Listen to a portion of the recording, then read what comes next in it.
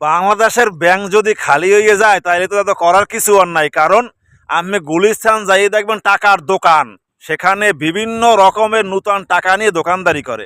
আর আমরা ব্যাংকে গেলেই বলে টাকা নাই, নূতন টাকা শেষ হয়ে গেছে। টাকাটা যায় কেমনে? ওই দেশ থেকে এই দেশে টাকা পাচার হয়। গুলিস্তানের মতন জায়গায় যদি টাকা বিক্রি হয়, ব্যাংক থেকে কে টাকাটা পাচার করে? এটা কি পাচারের মধ্যে পড়ে যে এই টাকাটা পাচার হচ্ছে? আমি আসলে বুঝে ধরো না কেমনে কারা টাকাটাই আনতে আছে। এখানে বাংলাদেশ ব্যাংকের গভর্নরের তার নিজের হাত আছে এখানে।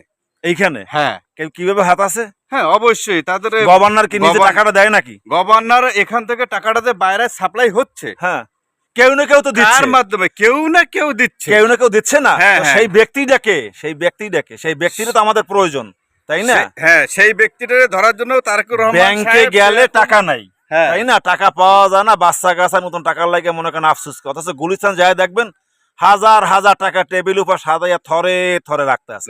টাকাটা আসে করতে 1000 টাকা 400 টাকা benefit. Benefit. Goodbye Bangladesh. আল্লাহ